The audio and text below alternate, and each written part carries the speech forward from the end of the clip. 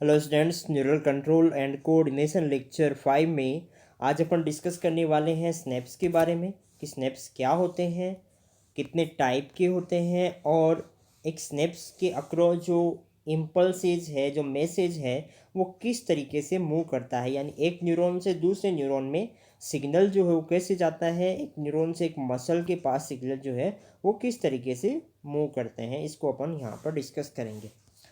इससे पहले तक मैं 1 से लेकर 4 लेक्चर जो है वो अपलोड कर चुका हूँ अपने यूट्यूब चैनल पे, जिसका नाम है बायोलॉजी बाय संदीप सिंह राव। तो अगर आपने अब तक ये चैनल सब्सक्राइब नहीं किया है तो पहले चैनल सब्सक्राइब कर लें, क्योंकि जितने भी वीडियोज़ होंगे मेरे वो आपको इसी चैनल पे देखने को मिलेंगे। यहाँ पर आप बेल आइकन जो है उस पर क्लिक करें, जिससे कि आपके पास तुरंत जो है वो अपडेट पहुँच जाएगी। ठीक है, तो आइए अब अपन स्टार्ट करते हैं स्नैप्स को। स्नैप्स की अगर अपन बात करें तो स्नैप्स का सीधे वे में मतलब है कमिंग टुगेदर, यानी एक साथ आना। ठीक है, अब यहाँ पर बात आती है कि एक साथ आने का मतलब क्या है। तो इससे पहले वाले लेक्चर में अपन ने क्या बात करी थी कि एक न्यूरॉन है, उस न्यूरॉन में जो एक्सॉन था, उस एक्सॉन की मेम्ब्रेन में सिग्नल कैसे आगे से आगे मूव कर रहा था, उस चीज़ को अपन ने डिस्कस किया था। ठीक है, अब अपन बात करेंगे कि एक न्यूरॉन से दूसरे न्यूरॉन में सिग्नल कैसे जाता है और एक न्यूरॉन से एक मसल के अंदर कैसे सिग्नल मूव करता है। तो यहाँ पर अगर सिग्नल बिटवीन न्यूरॉन अपने को करना है तो उस कंडीशन में दोनों के बीच में, यानी दो न्यूरॉन के बीच में जंक्शन बनाना पड़ेगा। ठीक है, या एक न्यूरॉन से मसल के पास सिग्नल भेजना है तो न्यूरॉन और मसल के बीच में जंक्शन बनाना पड़ेगा। तो यहाँ पर जो फंक्शनल रिलेशनशिप होती है किसके बीच में, बिटवीन टू न्यूरॉन, और ये जो रिलेशनशिप है वो एक न्यूरॉन और एक मसल के बीच भी हो सकता है। तो बिटवीन टू न्यूरॉन अगर ये जंक्शन प्रेजेंट होता है, ये रिलेशनशिप प्रेजेंट होती है, तो इसको अपन बोलते हैं इंटर न्यूरल स्नैप्स। इंटर का मतलब बिटवीन से होता है, न्यूरल है तो बिटवीन टू न्यूरॉन होगा। ठीक है, तो इस टाइप का जो न्यूरल जंक्शन होता है उसको अपन बोल देंगे इंटर न्यूरल स्नैप्स। ठीक है, इसके अलावा न्यूरॉन और मसल के बीच में अगर ये प्रेजेंट है तो उसको अपन बोल देंगे न्यूरोमस्कुलर जंक्शन या न्यूरोमस्कुलर स्नैप्स। तो यहाँ पर आप याद रखिएगा ये टू मोस्ट कॉमन है, जिसमें एक न्यूरॉन और दूसरे न्यूरॉन के बीच में जंक्शन होता है, उसको अपन बोल देंगे इंटर न्यूरल स्नैप्स। और एक न्यूरॉन और एक मसल के बीच में जो जंक्शन होता है उसको अपन बोल देंगे न्यूरोमस्कुलर स्नैप्स। स्नैप जो टर्म था वो चार्ल्स शेरिंगटन ने दिया था, और इस टर्म का मतलब है कमिंग टुगेदर, यानी एक साथ आना। अब एक चीज़ यहाँ पे देखिए कि ये मान लो एक न्यूरॉन है जो सिग्नल सेंड करता है, और ये दूसरा न्यूरॉन है जो क्या करता है, सिग्नल को एक्सेप्ट करता है। तो इन दोनों के बीच में जो स्पेस था, इसके टर्मिनल पार्ट और दूसरे के स्टार्टिंग पार्ट के बीच में जो जंक्शन था, उसको पूरे जंक्शन की अपन बात करें तो उसको अपन स्नैप्स बोल रहे हैं। और इन दोनों के बीच में जो स्पेस यहाँ पर प्रेजेंट है उसको अपन बोल देंगे स्नैप्टिक क्लेफ्ट। एक दरार या एक क्लेफ्ट यहाँ पे प्रेजेंट है, जिसको अपन क्या बोल देंगे, स्नैप्टिक क्लेफ्ट। तो बिटवीन टू न्यूरॉन यहाँ पर जो स्पेस है उसको अपन स्नैप्टिक क्लेफ्ट बोल सकते हैं, या एक न्यूरॉन और दूसरी तरफ जो मसल फाइबर है उनके बीच में जो स्पेस है उसको भी अपन यहाँ पर स्नैप्टिक क्लेफ्ट बोल सकते हैं। अब बात आती है कि स्नैप्स कितने टाइप के होते हैं, तो इनको अपन टू डिफरेंट बेसिस पे डिवाइड कर सकते हैं। एक तो ये कि on the basis of cell types they participate, यानी इसके अंदर कौन सी सेल पार्टिसिपेट कर रही है उसके बेसिस पे यहाँ पर अपन डिवाइड कर सकते हैं। दूसरा, on the basis of message type, कि ये एक न्यूरॉन से दूसरे न्यूरॉन के पास किस टाइप का मैसेज जा रहा है, और जैसे केमिकल मैसेज भी मूव कर सकता है या इलेक्ट्रिकल वेव जो है वो भी मूव कर सकती है। तो यहाँ पर बिटवीन टू न्यूरॉन और between neuron and muscle chemical message भी मूव कर सकता है और इलेक्ट्रिकल मैसेज भी मूव कर सकता है। तो उस बेसिस पर भी यहाँ पर अपन ने क्या किया, जो स्नैप्स है उसको डिवाइड किया हुआ है। तो टू डिफरेंट बेसिस पे अपन यहाँ पर स्नैप्स जो है उसको डिवाइड कर सकते हैं। सबसे पहला बेसिस है on the basis of sale type they participate in the. अब इसमें देखो दो टाइप का यहाँ पर जो है स्नैप्स हो सकता है इस बेसिस पे। एक तो है इंटर न्यूरल स्नैप्स, यानी बिटवीन टू न्यूरॉन जो स्नैप्स होता है। दूसरा है न्यूरोमस्कुलर स्नैप्स, यानी एक तरफ न्यूरॉन रहेगा और दूसरी तरफ मसल रहेगा। ठीक है, तो यहाँ पर न्यूरॉन और मसल के बीच में स्नैप्स प्रेजेंट हो सकता है। और बिटवीन टू न्यूरॉन जो है ये स्नैप्स प्रेजेंट होगा। तो बिटवीन टू न्यूरॉन है तो इंटरन्यूरल हो जाएगा, और न्यूरॉन और मसल के बीच में है तो क्या हो जाएगा, न्यूरोमसल या न्यूरोमस्कुलर स्नैप्स या मायोन्यूरल स्नैप्स भी इसको अपन बोल सकते हैं, क्योंकि मायो का मतलब मसल से होता है और न्यूरल यानी न्यूरॉन से होता है। तो न्यूरोमस्कुलर स्नैप्स को मायोन्यूरल स्नैप्स भी अपन बोल सकते हैं, न्यूरोमस्कुलर जंक्शन भी इसको बोल सकते हैं। इंटरन्यूरल स्नैप्स जो है वो बिटवीन टू न्यूरॉन प्रेजेंट होता है। इसको अपन थोड़ा सा अच्छे से समझ लेते हैं कि इंटरन्यूरल स्नैप्स में क्या होता है। जैसे मान लो ये एक न्यूरॉन है और ये यहाँ पर दूसरा न्यूरॉन है, ठीक है। अब एक चीज़ देखो, एक न्यूरॉन का टर्मिनल पार्ट है, इस टर्मिनल पार्ट से दूसरे न्यूरॉन के पास सिग्नल यहाँ पर जा रहा है, ठीक है। जैसे सपोज ये एक्सॉन का जो है टर्मिनल पार्ट है, यहाँ पर ये जो नॉब थी इसको अपन बोलते हैं स्नैप्टिक नॉब, जो अपन ने पहले देखा था। स्नैप्टिक नॉब यहाँ पे प्रेजेंट होती है। इस स्नैप्टिक नॉब में स्नैप्टिक वेसिकल्स होती है, वो स्नैप्टिक वेसिकल में केमिकल मैसेज होते हैं, वो आगे इस तरीके से मूव करते हैं, ठीक है। अब एक चीज़ देखो, इसमें सिग्नल को एक्सेप्ट कौन करता है, जो न्यूरॉन सिग्नल को एक्सेप्ट करता है। दो न्यूरॉन है आपके पास, एक तो वो न्यूरॉन जो सिग्नल को सेंड करता है, दूसरा न्यूरॉन वो जो सिग्नल को एक्सेप्ट करता है। जो मोस्ट कॉमन यहाँ पर अपन स्नैप्स देखते हैं, उसके अंदर जो न्यूरॉन सिग्नल को एक्सेप्ट करता है उसका डेंड्रॉन वाले पार्ट से सिग्नल एक्सेप्ट होते हैं, और जो न्यूरॉन सिग्नल देता है उसका एक्सॉन का टर्मिनल पार्ट जो है वहाँ से सिग्नल रिलीज होते हैं। तो यहाँ पर एक चीज़ देखिए, जो न्यूरॉन सिग्नल देगा उसको अपन बोल देंगे प्री स्नैप्टिक। क्या बोलेंगे, प्री स्नैप्टिक न्यूरॉन। और जो सिग्नल को एक्सेप्ट करता है उसको अपन बोल देंगे पोस्ट स्नैप्टिक न्यूरॉन। क्या बोलेंगे, पोस्ट स्नैप्टिक न्यूरॉन। तो प्री स्नैप्टिक और पोस्ट स्नैप्टिक न्यूरॉन के बीच में यहाँ पर क्या होगा, जंक्शन होगा, और इस टाइप का जो जंक्शन होता है इसको अपन बोल देंगे इंटरन्यूरल स्नैप्स। तो दोनों तरफ न्यूरॉन यहाँ पे प्रेजेंट है। यहाँ पर याद रखने वाली बात है कि जो सिग्नल देता है वो प्री स्नैप्टिक न्यूरॉन होगा, और जो सिग्नल को एक्सेप्ट करता है वो कौन सा हो जाएगा, पोस्ट स्नैप्टिक न्यूरॉन। क्लियर है, प्री का मतलब पहले से होता है, पोस्ट का मतलब बाद में से यहाँ पर होता है। तो इजीली आप इसको याद भी रख सकते हो, ठीक है। इस तरह से न्यूरोमस्कुलर जंक्शन में क्या होगा, प्री स्नैप्टिक न्यूरॉन तो प्रेजेंट होगा, प्री स्नैप्टिक न्यूरॉन तो यहाँ पर प्रेजेंट होगा, पर पोस्ट स्नैप्टिक न्यूरॉन की जगह यहाँ पर क्या होगा, ये जो है मसल फाइबर है। देखो फिर से अपन देखते हैं, ये यहाँ पर प्री स्नैप्टिक न्यूरॉन है और ये यहाँ पर जो है एक मसल फाइबर है। तो मसल फाइबर की प्लाज्मा मेम्ब्रेन को अपन बोलते हैं सार्कोलेमा। यह आपको यहाँ पर प्री स्नैप्टिक नॉब जो है वो आपको देखने को मिल रही है। तो प्री स्नैप्टिक नॉब से सिग्नल जो है वो मसल फाइबर की सार्कोलेमा तक मूव करते हैं, और इन दोनों के बीच में जो जंक्शन आपको देखने को मिलता है उसको अपन बोल देंगे न्यूरोमस्कुलर जंक्शन, क्योंकि एक तरफ न्यूरॉन है और दूसरी तरफ क्या है, यहाँ पर मसल फाइबर प्रेजेंट है। अब इनको थोड़ा डिटेल से अपन देखेंगे आगे। इंटरन्यूरल स्नैप्स जो है उसको अपन जनरली 3 डिफरेंट कैटेगरी में डिवाइड करते हैं। पहला है एक्सोसोमैटिक न्यूरॉन, एक्सोसोमैटिक स्नैप्स, दूसरा है एक्सोडेंड्रिक स्नैप्स, और तीसरा है एक्सोनिक स्नैप्स। एक्सोसोमैटिक जो स्नैप्स होता है उसके अंदर क्या होता है, प्री स्नैप्टिक न्यूरॉन का एक्सोन, या अपन बोल सकते हैं कि एक न्यूरॉन का एक्सोन और दूसरे न्यूरॉन का सोमेटिक पार्ट यानी साइटोन। सोमा का मतलब होता है साइटोन से, ठीक है। तो एक का एक्सोन दूसरे के साइटोन के साथ जंक्शन बनाता है, और इस टाइप की स्नैप्स को अपन क्या बोल देंगे, एक्सोसोमैटिक स्नैप्स, ठीक है। दूसरी अपन बात करें एक्सोडेंड्रिक स्नैप्स की, तो इसमें क्या होता है, एक न्यूरॉन का एक्सोन दूसरे न्यूरॉन के डेंड्रॉन के साथ यहाँ पर जो है जंक्शन बनाएगा, और ये जो स्नैप्स यहाँ पर बनेगा उसको अपन बोलेंगे एक्सोडेंड्रिक स्नैप्स। क्लियर है। इस टाइप का जो स्नैप्स है वो ह्यूमन बॉडी में मोस्ट कॉमन है और सबसे ज़्यादा आपको देखने को मिलेंगे, ठीक है।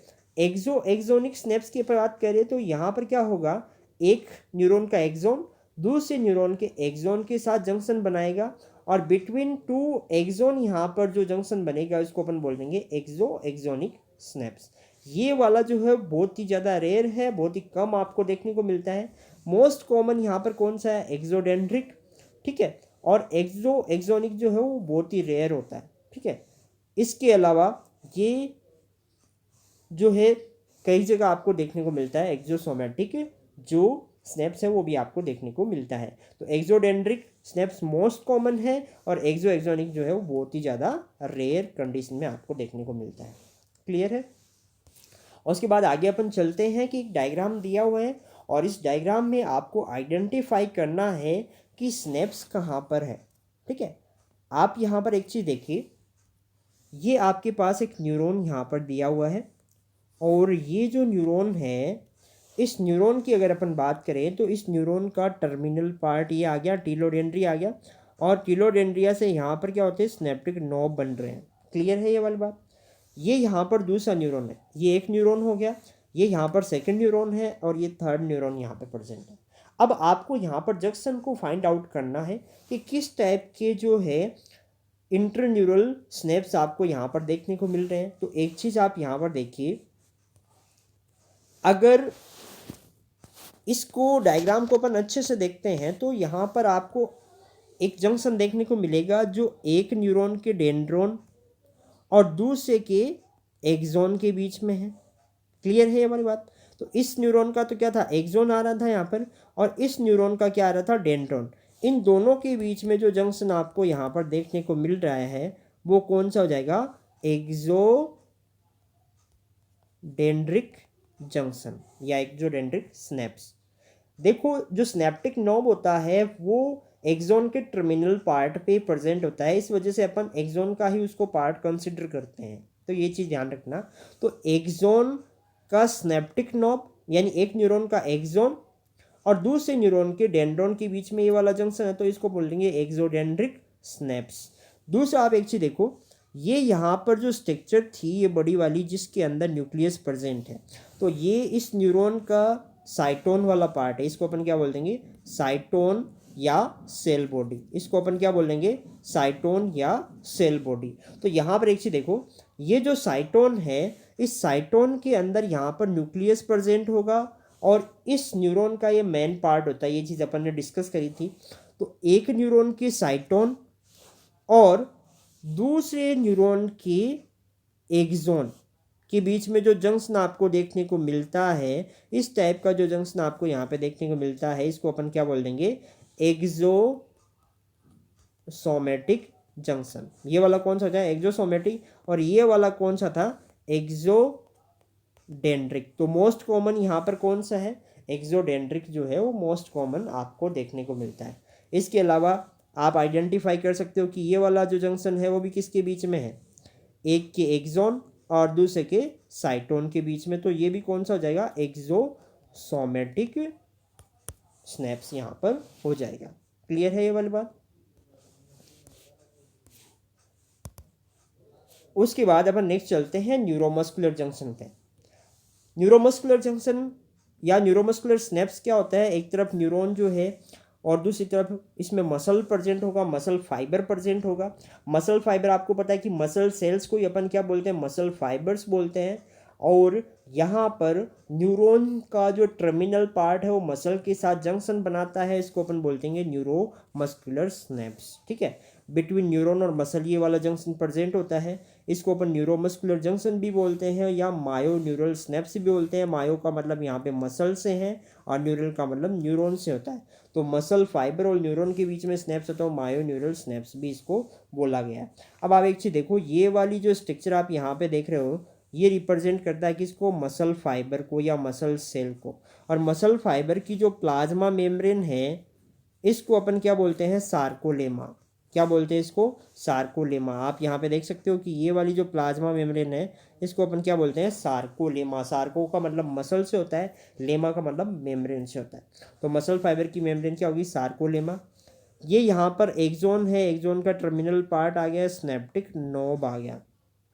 तो एक्सॉन का टर्मिनल स्नैप्टिक नॉब और सार्कोलेमा के बीच में जो जंक्शन आपको यहाँ पर देखने को मिल रहा है इसको अपन क्या बोल देंगे, न्यूरोमस्कुलर जंक्शन। क्या बोल देंगे इसको अपन, न्यूरोमस्कुलर जंक्शन। तो ये वाला आपको यहाँ पर जो देखने को मिल रहा है ये क्या है, एक न्यूरोमस्कुलर जंक्शन है। इसका काम क्या होता है, न्यूरॉन सिग्नल देता है मसल को ताकि मसल फाइबर के अंदर जो है कॉन्ट्रैक्शन हो सके। इस वजह से इस वाले जंक्शन जो है उसका यहाँ पर बनना होता है। या इसकी वजह से यहाँ पर जो है सिग्नल मूव करता है CNS से। यहाँ पर सिग्नल आता है किसके पास, मसल फाइबर के पास, किसके लिए, मसल फाइबर में कॉन्ट्रैक्शन के लिए। तो मेरे हिसाब से ये वाली चीज़ क्लियर हो गई होगी। उसके बाद नेक्स्ट अपन यहाँ पे बात करते हैं on the basis of message type, यानी बिटवीन टू न्यूरॉन या बिटवीन न्यूरॉन एंड मसल जो मैसेज है वो किस टाइप का है। अब मैसेज दो टाइप के हो सकते हैं, इलेक्ट्रिकल मैसेज भी हो सकता है और केमिकल मैसेज भी हो सकता है। तो एक चीज़ देखिए कि अगर मैसेज इलेक्ट्रिकल है यानी इलेक्ट्रिकल वेव के फॉर्म में प्री स्नैप्टिक न्यूरॉन से पोस्ट स्नैप्टिक न्यूरॉन या प्री स्नैप्टिक न्यूरॉन से मसल फाइबर के पास जाता है, तो इन दोनों की अगर बात करें तो यहाँ पर जो स्नैप्स आपको देखने को मिलता है वो कौन सा होगा, इलेक्ट्रिकल स्नैप्स। ठीक है, यहाँ पर क्या होता है, जैसे ये प्री स्नैप्टिक न्यूरॉन है, ठीक है, इंटरन्यूरल यहाँ पे स्नैप्स को अपन देखते हैं। ये यहाँ पर प्री स्नैप्टिक न्यूरॉन आपके पास प्रेजेंट है जो सिग्नल भेजता है, और ये यहाँ पर कौन सा है, पोस्ट स्नैप्टिक न्यूरॉन। ये वाला कौन सा है, प्री वाला है, और ये वाला पोस्ट स्नैप्टिक न्यूरॉन है। और इन दोनों की अपन बात करें तो ये क्या होते हैं, यहाँ पर एक दूसरे के साथ अटैच्ड रहते हैं इस तरीके से। तो जिस तरह से एक एक्सॉन की मेम्ब्रेन में इम्पल्स आगे से आगे मूव कर रहा था, वो इम्पल्स इसी तरीके से आगे सीधा मूव कर जाता है प्री स्नैप्टिक न्यूरॉन से होते हैं पोस्ट स्नैप्टिक न्यूरॉन के पास। तो यहाँ पर क्या होता है, बिटवीन टू न्यूरॉन जो स्पेस होता है, जो स्पेस यहाँ पर प्रेजेंट था जिसको अपन बोलते हैं स्नैप्टिक क्लेफ्ट, वो स्नैप्टिक क्लेफ्ट यहाँ पर बहुत ही शॉर्ट होता है, बहुत ही कम होता है, या लगभग ना के बराबर होता है। अपन ये भी बोल सकते हैं कि वो यहाँ पर एब्सेंट होता है। तो इसमें क्या होता है, इलेक्ट्रिकल वेव जो है वो सीधा का सीधा प्री स्नैप्टिक न्यूरॉन से पोस्ट स्नैप्टिक न्यूरॉन में मूव कर जाती है। जिस तरह से एक्सॉन की मेम्ब्रेन में प्री स्नैप्टिक न्यूरॉन के एक्सॉन की मेम्ब्रेन में इम्पल्स आगे से आगे मूव कर रहे थे, उसी तरह से ये इम्पल्स जो है स्नैप्टिक नॉब से होते हुए दूसरे न्यूरॉन के पास यानी पोस्ट स्नैप्टिक न्यूरॉन के पास जो है वो मूव कर जाते हैं। ठीक है, तो इस टाइप का जो स्नैप्स होता है उसको अपन बोलते हैं इलेक्ट्रिकल स्नैप्स। ठीक है, यहाँ पर अगर अपन बात करें केमिकल स्नैप्स की, तो केमिकल स्नैप्स के अंदर क्या होता है, यहाँ पर क्या होगा, जैसे ये प्री स्नैप्टिक आपके पास न्यूरॉन है और दूसरी तरफ आपके पास जो है ये पोस्ट स्नैप्टिक न्यूरॉन है। तो प्री स्नैप्टिक न्यूरॉन और पोस्ट स्नैप्टिक न्यूरॉन की अगर अपन बात करें तो इन दोनों के बीच में जब केमिकल मैसेंजर के थ्रू जो है मैसेजिंग होती है, यानी प्री स्नैप्टिक न्यूरॉन जो था वो केमिकल रिलीज करता है, यानी मैसेज क्या होगा, केमिकल के फॉर्म में यहाँ से रिलीज होगा, और इस केमिकल के जो रिसेप्टर होते हैं वो पोस्ट स्नैप्टिक न्यूरॉन की मेम्ब्रेन पे प्रेजेंट होते हैं। तो ये केमिकल अपने रिसेप्टर के साथ यहाँ पर जाके बाइंड होता है, और बाइंड होने से पोस्ट स्नैप्टिक न्यूरॉन के पास जो सिग्नल मूव कर जाता है।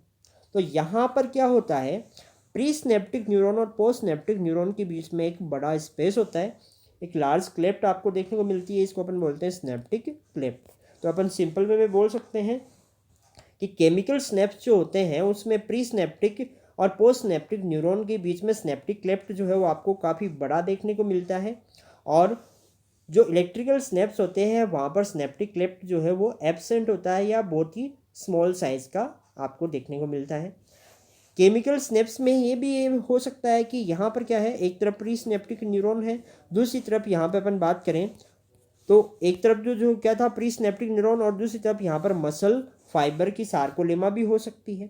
तो यहाँ पर केमिकल स्नैप्स में क्या होगा, प्री स्नैप्टिक जो न्यूरॉन है वो केमिकल मैसेज रिलीज करेगा, उसके रिसेप्टर जो है मसल फाइबर की सार्कोलेमा पर प्रेजेंट होंगे, और ये केमिकल मैसेज अपने रिसेप्टर के साथ यहाँ पर बाइंड होंगे। तो यहाँ पर एक न्यूरॉन से मसल की फाइबर के पास जो सिग्नल जाता है वो भी यहाँ पर मोस्टली जो है केमिकल मैसेज के थ्रू ही मूव करता है।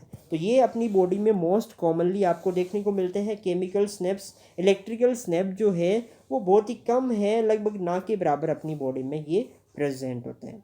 तो मोस्ट कॉमन कौन सा हो गया, वर्टिब्रेट्स और ह्यूमन के अंदर मोस्ट कॉमन जो है वो कौन सा हो जाएगा, केमिकल स्नैप्स। और उसके बाद कुछ डिफरेंस है उनको अपन यहाँ पे डिस्कस कर लेते हैं कि इलेक्ट्रिकल स्नैप्स और केमिकल स्नैप्स के अंदर यहाँ पर क्या डिफरेंस होते हैं। इसमें अपन इंटरन्यूरल जो स्नैप्स है उसको यहाँ पर लेके चल रहे हैं, तो ध्यान रखना, axon of first neuron and dendron of second neuron get fuse, यहाँ पर मोस्ट कॉमन जो बॉडी में देखने को मिलता है वो कौन सा होता है, एक्सोडेंड्रिक जो स्नेप्स होता है उसकी बात की हुई है कि एक प्री स्नेप्टिक न्यूरॉन का एक्सोन और पोस्ट स्नेप्टिक न्यूरॉन का डेंड्रॉन यहाँ पर फ्यूज रहते हैं, जुड़े हुए रहते हैं। ठीक है, rare in human and other vertebrate, human और अदर वर्टिब्रेट में ये बहुत ही कम यानी कि रेयर कंडीशन में देखने को मिलता है। ठीक है, उसके बाद एक चीज़ देखो, इधर अपन 2 पॉइंट्स को डिस्कस करते हैं। केमिकल स्नेप्स की अपन बात करें तो axon of first neuron and dendron of second neuron remain separated by a space and this space is known as synaptic cleft. यानी स्नेप्टिक क्लेफ्ट आपको यहाँ पर देखने को मिलती है केमिकल स्नेप्स में, इजीली वो यहाँ पर शो होती है।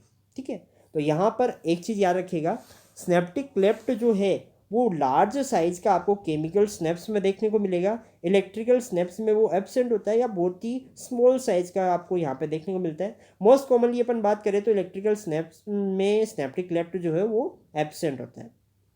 ठीक है, स्नेप्टिक क्लेफ्ट लार्ज साइज का किस में मिलेगा, केमिकल स्नेप्स में। सेकंड यहाँ पे बात करें most common in human and other vertebrate, ये बात अपन डिस्कस कर चुके हैं पहले कि मोस्ट कॉमन जो ह्यूमन बॉडी में है और अदर वर्टिब्रेट्स में वो कौन सा है, केमिकल स्नेप्स। ठीक है, थर्ड पॉइंट यहाँ पे क्या है, नो और small gap found between pre and post synaptic membrane. ये स्नेप्टिक क्लेफ्ट की बात कर रहा है कि जो गैप था वो यहाँ पर क्या होता है, एब्सेंट होता है या बहुत ही स्मॉल साइज का यहाँ पे प्रेजेंट होता है। यहाँ पर बात करें केमिकल स्नेप्स में क्या होता है, large and fluid filled gap जो है वो आपको देखने को मिलता है प्री स्नेप्टिक और पोस्ट स्नेप्टिक मेम्ब्रेन के बीच में। उसके बाद फोर्थ पॉइंट यहाँ पे कौन सा है, impulse conduction by electrical method. सीधी सी बात है कि जिस तरह से इलेक्ट्रिकल मेथड का मतलब इलेक्ट्रिकल जो इम्पल्स थी वो इम्पल्स सीधा प्री स्नेप्टिक न्यूरॉन से पोस्ट स्नेप्टिक न्यूरॉन में मूव कर जाएगी। ठीक है, जैसे एक्सॉन की मेम्ब्रेन के अंदर कंडक्शन हो रहा था इम्पल्स का, उसी तरीके से जैसे अपन ने इम्पल्स ट्रांसमिशन की बात करी थी। ठीक है, सॉरी इम्पल्स कंडक्शन को अपन ने डिस्कस किया था कि एक्सॉन जो है उसकी मेम्ब्रेन में इम्पल्स कंडक्शन किस तरीके से होता है। यहाँ पर अपन न्यूरॉन के बीच में इम्पल्स कंडक्शन किस तरीके से ट्रांसमिट होता है, मूव होता है, उसको यहाँ पर डिस्कस करें। तो अगर इलेक्ट्रिकल स्नेप्स है तो इलेक्ट्रिकल स्नेप्स में इलेक्ट्रिकल वेव के थ्रू जो है सिग्नल प्री स्नेप्टिक मेम्ब्रेन से पोस्ट स्नेप्टिक न्यूरॉन के पास जो है वो मूव कर जाता है। जैसे एक एक्सॉन की मेम्ब्रेन में इम्पल्स मूव कर रहे थे, कंडक्ट हो रहे थे। केमिकल स्नेप्स में क्या होता है, impulse conducted by chemical method. इसमें क्या होता है, प्री स्नेप्टिक न्यूरॉन जो है वो केमिकल मैसेज रिलीज करता है, उस केमिकल मैसेज जो है उसके रिसेप्टर होते हैं पोस्ट स्नेप्टिक मेम्ब्रेन पे, और ये जो पोस्ट स्नेप्टिक मेम्ब्रेन होती है उस पर जो रिसेप्टर के साथ जैसे बाइंड होता है तो पोस्ट स्नेप्टिक मेम्ब्रेन के अंदर क्या होते हैं, केमिकल चेंजेज होते हैं और वहाँ पर एक्शन पोटेंशियल क्रिएट भी हो सकता है और वो एक्शन पोटेंशियल जो है वो ब्रेक भी हो सकता है। तो यहाँ पर ध्यान रखिएगा, केमिकल मेथड जो है उसके थ्रू यहाँ पर सिग्नल मूव करते हैं। क्लियर है, न्यूरोट्रांसमीटर नॉट इन्वॉल्व। न्यूरोट्रांसमीटर क्या होते हैं, केमिकल्स होते हैं जो प्री स्नेप्टिक न्यूरॉन से पोस्ट स्नेप्टिक न्यूरॉन के पास मूव करते हैं, पोस्ट स्नेप्टिक न्यूरॉन के रिसेप्टर से बाइंड होते हैं। तो यहाँ पर देखिए न्यूरोट्रांसमीटर इसमें इन्वॉल्व नहीं होते और इसमें न्यूरोट्रांसमीटर जो है वो इन्वॉल्व होते हैं। उसके बाद लास्ट पॉइंट कौन सा है, इम्पल्स कंडक्शन इज फास्ट। क्योंकि एक चीज़ आप देखो कि अगर मेम्ब्रेन के बीच में स्पेस ही नहीं है, प्री स्नेप्टिक और पोस्ट स्नेप्टिक मेम्ब्रेन के बीच में स्पेस नहीं है, तो इम्पल्स कंडक्शन जो फास्ट वे से होगा कि नहीं होगा। और अगर प्री स्नेप्टिक मेम्ब्रेन और पोस्ट स्नेप्टिक मेम्ब्रेन के बीच में स्पेस है तो उस कंडीशन में यहाँ पर जो मैसेज था वो थोड़ा सा स्लो रहेगा। और एक चीज़ और है कि यहाँ पर क्या होता है, बहुत सारे चेंजेस भी आते हैं कि पहले तो जो केमिकल मैसेंजर है वो जो स्नेप्टिक नॉब के अंदर प्रेजेंट होता है वो स्नेप्टिक वेसिकल्स यहाँ से फ्यूज होती है प्री स्नेप्टिक मेम्ब्रेन के साथ और फिर वो ब्रेक होकर केमिकल को रिलीज करती है। रिलीज होने के बाद वो केमिकल जाके बाइंड होता है पोस्ट स्नेप्टिक न्यूरॉन के ऊपर जो रिसेप्टर होते हैं उनके साथ, और फिर यहाँ पर पोस्ट स्नेप्टिक मेम्ब्रेन के अंदर आयन चैनल्स ओपन होते हैं और सिग्नल मूव करता है। तो एक यहाँ पर थोड़ा सा बड़ा प्रोसेस यहाँ पर हो जाता है as compare to electrical synapse. तो स्नैप्टिक डिले यहाँ पर एब्सेंट होता है और यहाँ पर स्नैप्टिक डिले जो है वो प्रेजेंट होता है। यानी स्नैप्टिक डिले का मतलब यहाँ पे क्या हो गया कि जो यहाँ पर टाइम लग रहा है सिग्नलिंग में, तो अगर टाइम ज़्यादा लग रहा है यानी स्नैप्टिक डिले हो रहा है, और सिनेप्टिक डिले हो रहा है, इसका मतलब सिनेप्टिक डिले तो किस में होगा, जहाँ पे सिनेप्टिक क्लेफ्ट बड़ी होगी। तो सिनेप्टिक क्लेफ्ट कहाँ पे बड़ी होती है, केमिकल स्नेप्स में होती है। तो सिनेप्टिक डिले यहाँ पे प्रेजेंट होता है और यहाँ पे सिनेप्टिक डिले एब्सेंट होता है। मेरे हिसाब से ये वाले पॉइंट आपके क्लियर हो गए होंगे। उसके बाद अपन नेक्स्ट चलते हैं कि impulse transmission between two neuron किस तरीके से होता है, बिटवीन न्यूरॉन टू मसल किस तरीके से ये होता है, उसको यहाँ पर अपन देखने वाले हैं। इम्पल्स ट्रांसमिशन को या जो केमिकल ट्रांसमिशन है, ठीक है, केमिकल ट्रांसमिशन यानी केमिकल मैसेज जो है प्री सिनेप्टिक न्यूरॉन से किस तरह से पोस्ट सिनेप्टिक मेम्ब्रेन के पास मूव करते हैं, उसको एक साइंटिस्ट थे जिनका नाम था हेनरी डेल, उसने इसको डिस्क्राइब किया था। सिनेप्टिक जो नॉब होती है प्री सिनेप्टिक न्यूरॉन का जो एक्सॉन पार्ट होता है उसकी टर्मिनल पार्ट पे जो सिनेप्टिक नॉब होती है उनमें सिनेप्टिक वेसिकल्स प्रेजेंट होती है। जैसे ये मान लो ये एक्सॉन है प्री सिनेप्टिक न्यूरॉन का और इसका टर्मिनल पार्ट पे ये सिनेप्टिक नॉब है। इसके अंदर क्या होती है, वेसिकल्स प्रेजेंट होती है जिनमें केमिकल मैसेज प्रेजेंट होते हैं। इन वेसिकल को अपन बोलते हैं सिनेप्टिक वेसिकल्स और इनके अंदर जो केमिकल्स होते हैं उनको अपन बोलते हैं न्यूरो ट्रांसमिटर्स। ठीक है, तो सिनेप्टिक वेसिकल जो है सिनेप्टिक नॉब के अंदर प्रेजेंट होगी और इन सिनेप्टिक वेसिकल के अंदर न्यूरोट्रांसमीटर यानी केमिकल मैसेज जो है वो प्रेजेंट होंगे। अब ये वाले पॉइंट्स को मैं एक डायग्राम के थ्रू यहाँ पर डिस्कस करने वाला हूँ। देखिए पॉइंट क्या बोलते हैं उसको अपन यहाँ पे बाद में डिस्कस करेंगे, पहले डायग्राम देख लेते हैं। यहाँ पर अगर अपन बात करें तो ये आपको देखने को मिल रहा है एक डायग्राम और इसमें ये जो मेम्ब्रेन है वो प्री सिनेप्टिक न्यूरॉन की मेम्ब्रेन को रिप्रेजेंट कर रहा है। ठीक है, यानी जो न्यूरॉन सिग्नल देगा वो कौन सा है, प्री सिनेप्टिक न्यूरॉन। ठीक है, और ये वाला जो मेम्ब्रेन आपको यहाँ पे देखने को मिल रहा है यानी जो सिग्नल को एक्सेप्ट करेगा वो कौन सा है, पोस्ट सिनेप्टिक न्यूरॉन, और ये पोस्ट सिनेप्टिक न्यूरॉन की मेम्ब्रेन को यहाँ पर रिप्रेजेंट कर रहा है। अब देखो एक्सॉन का जो टर्मिनल पार्ट था वो नॉब लाइक है, तो ये वाली जो स्ट्रक्चर आपको यहाँ पे देखने को मिल रही है इसको अपन क्या बोलेंगे, इसको अपन बोलेंगे सिनेप्टिक नॉब। क्या बोलेंगे इसको, सिनेप्टिक नॉब। इस सिनेप्टिक नॉब के अंदर बहुत सारी यहाँ पर सेक लाइक स्ट्रक्चर्स होती है, थैली जैसी स्ट्रक्चर्स होती है और इन सेक लाइक स्ट्रक्चर्स को अपन क्या बोलते हैं, सिनेप्टिक वेसिकल्स। क्या बोलते हैं, सिनेप्टिक वेसिकल्स इसको बोलते हैं। इसके अंदर आपको रेड कलर के केमिकल्स देखने को मिलेंगे जो मैसेज के फॉर्म में रिलीज होंगे। इनको अपन क्या बोलते हैं, न्यूरोट्रांसमीटर। मोस्ट कॉमनली अपन बात करें स्टिमुलेटरी जो न्यूरोट्रांसमीटर है उसका एग्जांपल अपन लेके चलते हैं एसिटिलकोलिन। क्या लेके चलते हैं, एसिटिलकोलिन। ठीक है, तो यहाँ पर ऐसे मान लो कि ये जो एसिटिलकोलिन है वो किस में प्रेजेंट है, सिनेप्टिक वेसिकल के अंदर प्रेजेंट होता है। न्यूरोट्रांसमीटर को मैंने बताया था कि दो टाइप के होते हैं, स्टिमुलेटरी भी हो सकते हैं, इनहिबिटरी भी हो सकते हैं। तो दोनों टाइप के जो न्यूरोट्रांसमीटर है वो कहाँ पे मिलेंगे आपको, वो मिलेंगे यहाँ पर सिनेप्टिक वेसिकल के अंदर। अब एक चीज देखो, यहाँ पर ये जो न्यूरोट्रांसमीटर्स है इनके रिसेप्टर कहाँ पे थे, ये पोस्ट सिनेप्टिक न्यूरॉन की मेम्ब्रेन है। पोस्ट सिनेप्टिक न्यूरॉन की जो मेम्ब्रेन है उस पर आपको ये जो पर्पल कलर की स्ट्रक्चर देखने को मिल रही है ये रिसेप्टर को रिप्रेजेंट कर रहा है। किसके receptor, receptor of neurotransmitter. Neurotransmitter जो है उसके ये रिसेप्टर को यहाँ पर रिप्रेजेंट कर रहा है। ठीक है,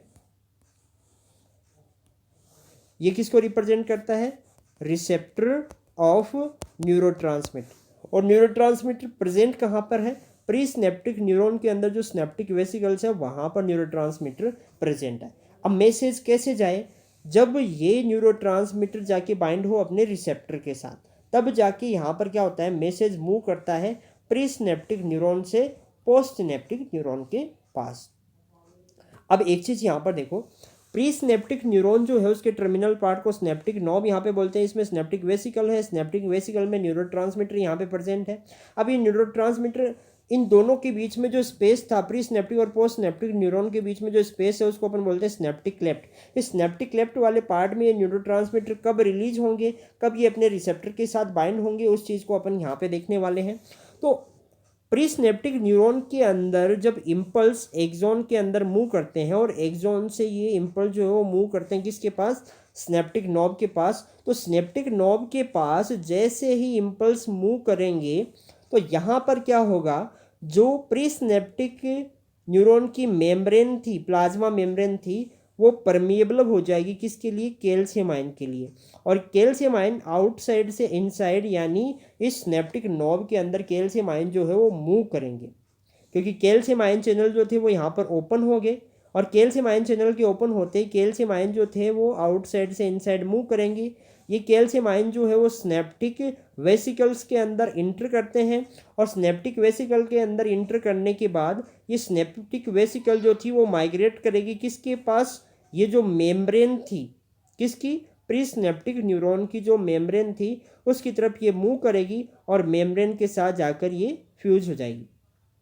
फ्यूज होने के बाद जो केमिकल मैसेज थे, यानी जो यहाँ पर अपन बात करें न्यूरोट्रांसमीटर थे, वो न्यूरोट्रांसमीटर स्नैप्टिक क्लेफ्ट के अंदर मूव कर जाएंगे। और स्नैप्टिक क्लेफ्ट में मूव करने के बाद यहाँ पर देखो पोस्ट स्नैप्टिक मेम्ब्रेन पर इसके जो रिसेप्टर प्रेजेंट है, उस रिसेप्टर पे जाके ये एसिटिलकोलिन या न्यूरोट्रांसमीटर जो है वो बाइंड हो जाता है।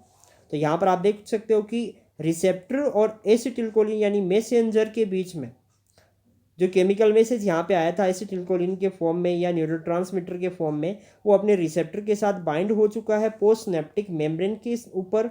और जैसे ये अपनी मेम्ब्रेन के ऊपर या पोस्ट स्नैप्टिक मेम्ब्रेन पर अपने रिसेप्टर के साथ बाइंड होता है, तो क्या होगा कि जो पोस्ट स्नैप्टिक मेम्ब्रेन है उसके अंदर आयन चैनल्स ओपन हो जाएंगी।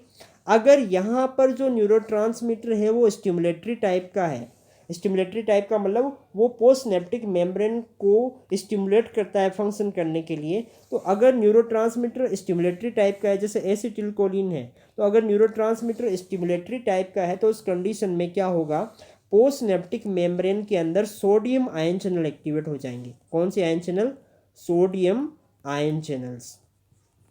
तो सोडियम आयन चैनल इसके अंदर एक्टिवेट हो गए, और सोडियम आयन चैनल एक्टिवेट हो जाने की वजह से सोडियम जो है वो आउटसाइड से इसके अंदर मूव करना स्टार्ट कर देंगे।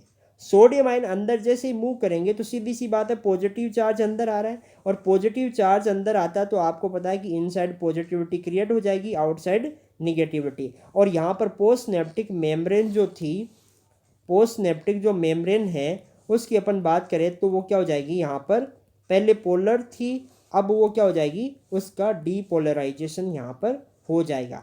डीपोलराइजेशन का मतलब यहाँ पर जो सिग्नल है वो मूव कर चुका है किसके अंदर, पोस्ट सिनेप्टिक मेम्ब्रेन के अंदर। पोलराइजेशन, डीपोलराइजेशन, हाइपरपोलराइजेशन क्या होते हैं, ये अपन ने डिस्कस किया था जब मैंने जो है एक्सॉन की मेम्ब्रेन में किस तरीके से इम्पल्स कंडक्ट होता है उसको बताया था तब। तो ये चीज़ें आपकी क्लियर हो चुकी होगी।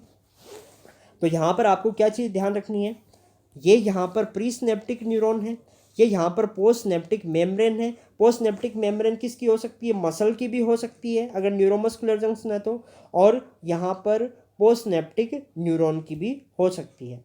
सिग्नल कैसे मूव करता है, प्री सिनेप्टिक न्यूरॉन के एक्सॉन के पास सिग्नल आता है, और यहाँ पर इम्पल्स जो थी वो मूव करती है सिनेप्टिक नॉब के पास। सिनेप्टिक नॉब के पास जैसे इम्पल्स मूव करेगा, सिनेप्टिक नॉब जो थी प्री सिनेप्टिक न्यूरॉन की उसके अंदर कैल्शियम आयन चैनल जो थे वो ओपन हो जाएंगे।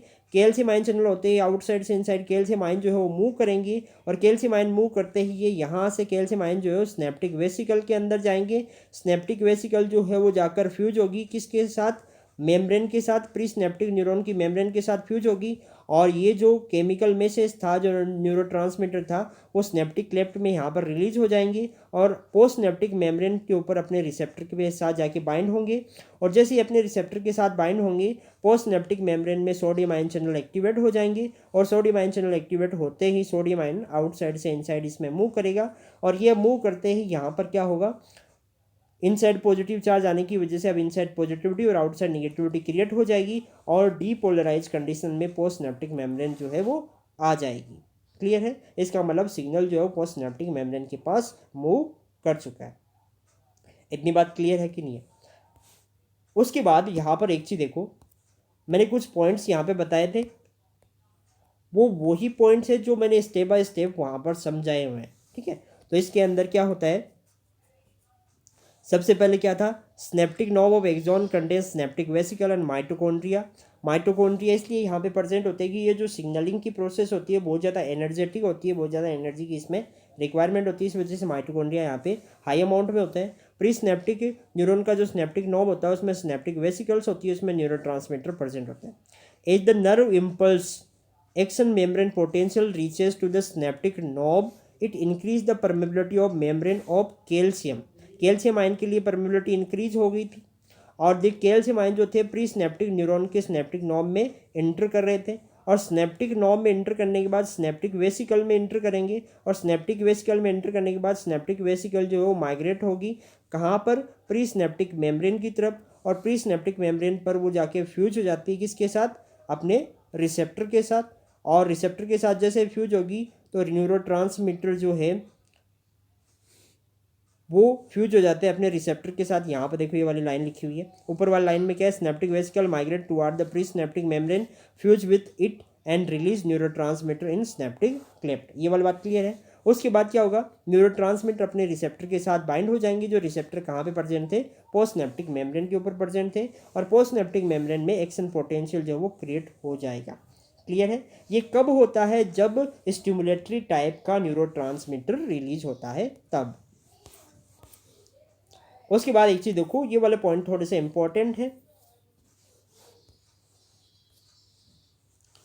इफ कीमो रिसेप्टर का मतलब जो पोस्ट सिनेप्टिक मेम्ब्रेन के ऊपर जो रिसेप्टर प्रेजेंट थे वो अगर स्टिमुलेटरी न्यूरोट्रांसमीटर्स को रिसीव करते हैं, किसको, अगर वो स्टिमुलेटरी न्यूरोट्रांसमीटर को रिसीव करते हैं तो स्टिमुलेटरी न्यूरोट्रांसमीटर को रिसीव करने के बाद क्या होगा, जो उनकी परमेबिलिटी है उनकी मेम्ब्रेन की वो क्या होगी, सोडियम आयन के लिए इंक्रीज हो जाएगी। थोड़ा ध्यान रखना यहाँ पर, अगर स्टिमुलेटरी टाइप का न्यूरोट्रांसमीटर यानी एसिटिलकोलिन है, एसिटिलकोलिन एक एग्जाम्पल है स्टिमुलेटरी न्यूरोट्रांसमीटर का, तो अगर ये प्री सिनेप्टिक न्यूरॉन से रिलीज होता है और पोस्ट सिनेप्टिक न्यूरॉन के ऊपर अपने रिसेप्टर के साथ बाइंड होता है तो पोस्ट सिनेप्टिक न्यूरॉन की जो मेम्ब्रेन होती है उसमें सोडियम आयन चैनल एक्टिवेट हो जाते हैं और सोडियम आयन की परमेबिलिटी जो है वो वहाँ पर इंक्रीज हो जाती है, और सोडियम आयन की परमेबिलिटी इंक्रीज होने की वजह से पोस्ट सिनेप्टिक मेम्ब्रेन जो है वो हाईली परमेबल हो जाती है किसके लिए, सोडियम आयंस के लिए, और आउटसाइड से सोडियम आयन इंटर करेंगे तो इनसाइड पॉजिटिविटी और आउटसाइड नेगेटिविटी डेवलप हो जाएगी और एक्शन पोटेंशियल जो है वो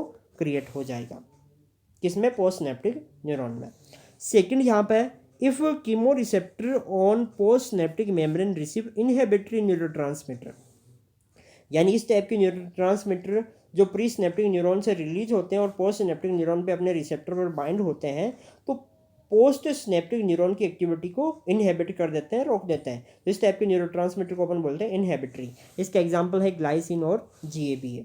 ठीक है, तो यहाँ पर अगर ये न्यूरोट्रांसमीटर रिलीज होते हैं प्री सिनेप्टिक न्यूरॉन से तो पोस्ट सिनेप्टिक जो मेम्ब्रेन होती है उसकी यहाँ पर उसमें जो क्लोराइड आयन चैनल्स होते हैं वो एक्टिवेट हो जाते हैं, और क्लोराइड आयन चैनल एक्टिवेट हो जाएंगे तो क्या होगा, आउटसाइड से inside chloride ion post synaptic neuron के अंदर एंटर करेंगे। इनसाइड निगेटिव चार्ज यहाँ पे आ रहा है तो इनसाइड निगेटिव चार्ज आने की वजह से निगेटिविटी बढ़ जाएगी और कंडीशन कौन सी हो जाएगी, हाइपर पोलराइजेशन हो जाएगी, और हाइपर पोलराइजेशन वाली कंडीशन हो जाती है तो यहाँ पर क्या होगा, जो न्यूरॉन था वो रिलैक्स हो जाएगा और उसके अंदर जो कंडक्शन चल रहा था, जो फंक्शन चल रहा था वो रुक जाएगा, किसका, पोस्ट सिनेप्टिक न्यूरॉन का। तो आगे क्या है, chloride ion channel open and chloride ion increase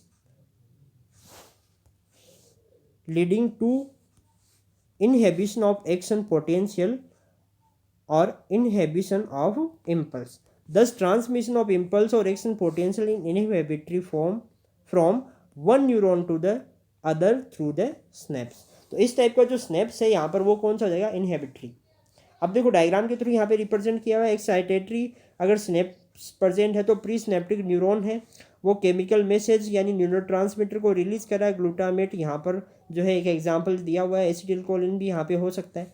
ये अपने रिसेप्टर के साथ पोस्ट सिनेप्टिक जो न्यूरॉन है उसकी मेम्ब्रेन पर अपने रिसेप्टर के साथ बाइंड होगा तो ये मेम्ब्रेन क्या होगी, परमेबल हो जाएगी सोडियम आयन के लिए, सोडियम आयन इंटर करेंगे तो क्या पॉजिटिव चार्ज अंदर जा रहा है तो डीपोलराइजेशन इस मेम्ब्रेन का यहाँ पर हो जाएगा और सिग्नल किसके पास पहुँच जाएगा, पोस्ट सिनेप्टिक न्यूरॉन के पास पहुँच जाएगा और वो उसका फंक्शन जो है वो स्टार्ट हो जाएगा।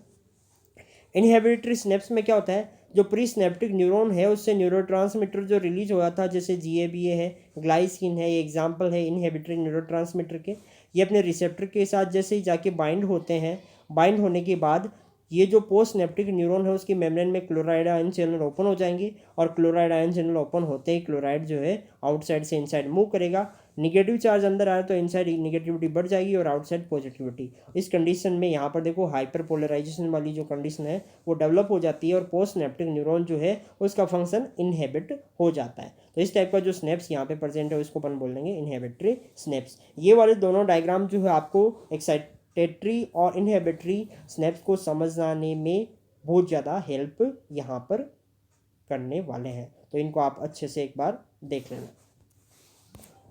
इसके बाद अपन देखते हैं कि जो एसिटिलकोलिन था उस एसिटिलकोलिन का सिग्नल रिलीज होने के बाद उसका क्या होता है भाई, जो सिग्नल जो है वो मूव कर गया पोस्ट सिनेप्टिक न्यूरॉन में।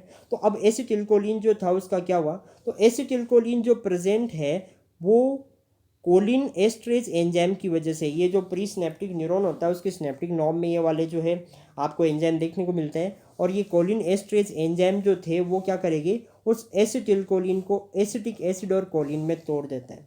और एसिटिलकोलिन और कोलिन, एसिटिक एसिड और कोलिन में टूटने के बाद ये जो है वो एब्जॉर्ब कर लिए जाते हैं किसके द्वारा, प्री सिनेप्टिक मेम्ब्रेन के द्वारा, और वहाँ पर इसका रीसिंथेसाइज यानी फिर से फॉर्मेशन में किसके, एसिटिलकोलिन के फॉर्मेशन में इसका फिर से यूज होता है, किसका, एसिटिक एसिड और कोलिन का।